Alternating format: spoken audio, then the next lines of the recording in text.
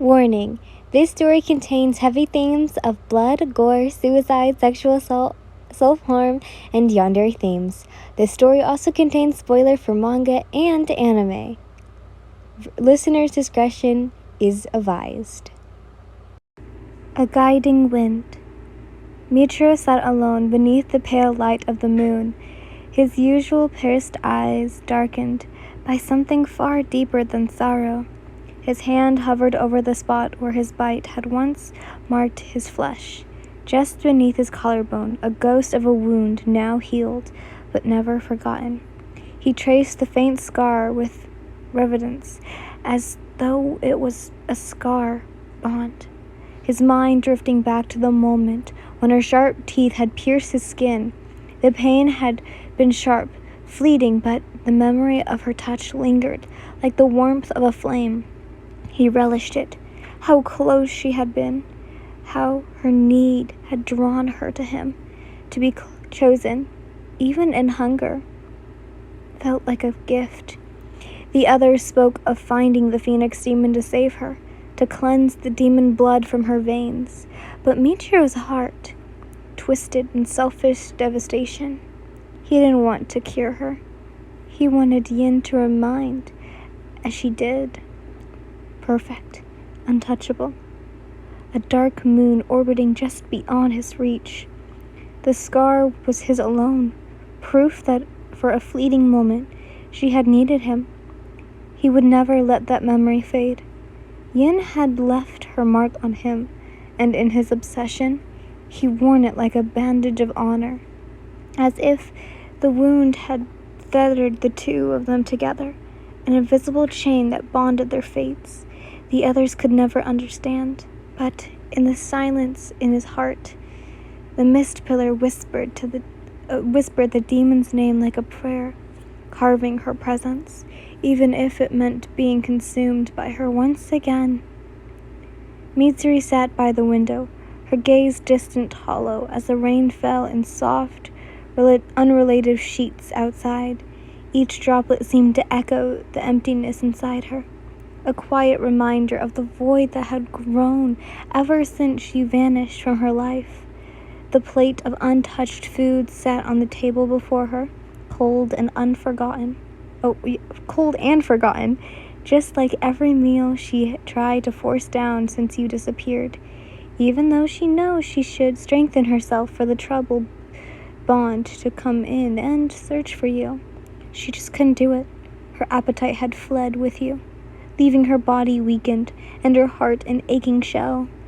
Yin had everything to her, her dearest friend, her solace. The world had always felt warmer, brighter when she was near.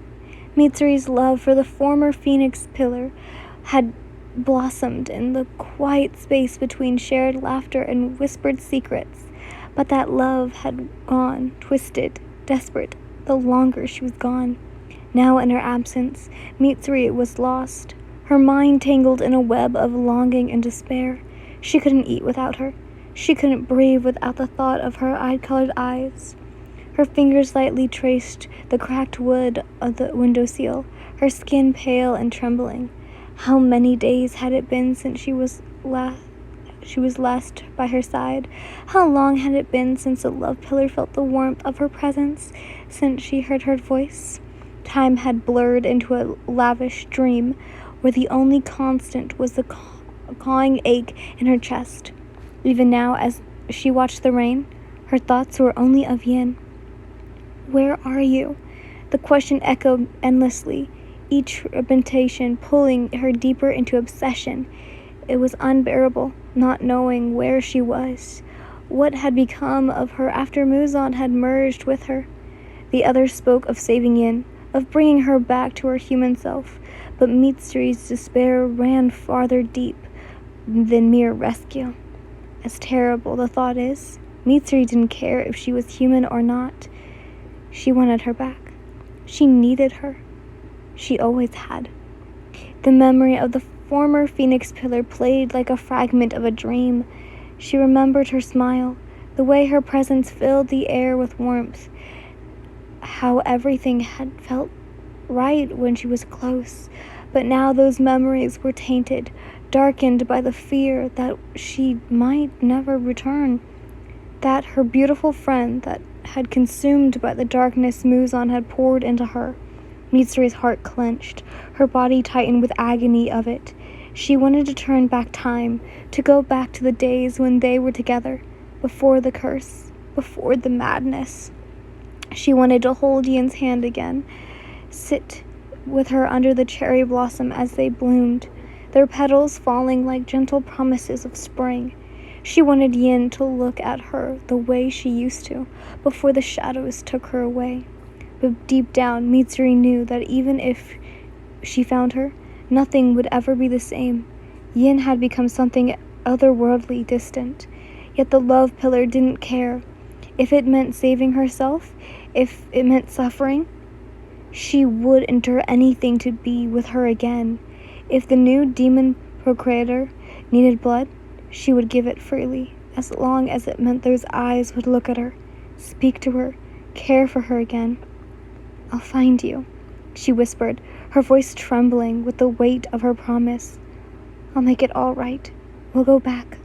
I'll make it like it was before." Her hands balled into fists, nails digging into her palms, as if to keep her anchored in her desperation. She would search every corner of the earth to find even a glimpse of Yin, even if it meant her own ruin. What did it matter if she starved, if her body weakened? None of it meant anything without her. Mitsuri's love was unbreakable, a force that bordered on madness, and she would tear the world apart if it meant having that beautiful face back at her side. Even if Yin had changed, even if she no longer resembled her, Mitsuri would bring her back, because in the end, she could not live without her. The night was silent, save for a few faint rustles of leaves and distant hums of crickets.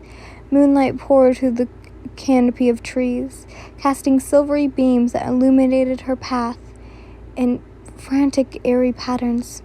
The air felt heavy, thick with the scent of damp earth, and something else, something darker, that clung to her skin, clutching around her thoughts like a creepy vine. Yin had been wandering through the forest with urgency at nightfall, moving through the wilderness, seeking solace in the emptiness of the world. Yet, no matter how far Yin fled, she could never escape him. His voice echoed in her mind, an insolent whisper that slipped into her thoughts without invitation, its presence like a stain she couldn't scrub clean. "Find the blue spider lily." Muzan's voice was soft, coaxing, but underneath the gentle was an undeniable power, a command that pulled out at you like gravity. He was gone, destroyed by the demon slayer's relentless pursuit, but some part of him had fused with her, had lingered in her blood, and now his will has entwined with Yin's. "We are not yet perfect," he mumbled, his voice curling like smoke around her consciousness. "We were made for more than this. You feel it, don't you? The hunger, the emptiness. You can feel it. We can surpass everything." Yin's heart pounded in her chest, but the fear that gripped her wasn't from the wilderness around. It was from within, from the knowledge that his words were starting to make sense. The blue spider lily, the rare mystical flower Muzan had hunted for centuries, believing it held the key to perfection of his humanity, of his immortality. It was said to hold unimaginable power, the final piece that would make a demon truly invincible. She didn't want to listen. Yin didn't want it. But the pull was there, deep in her veins, in the way her blood seemed to hum whenever he thought of the flower. It was a forbidden secret, a temptation just beyond reach, and the more Yin tried to resist, the more Muzan's voice pressed into her mind. "We are close," he said, a thread of anticipation winding through his tone. "Closer than we've ever been.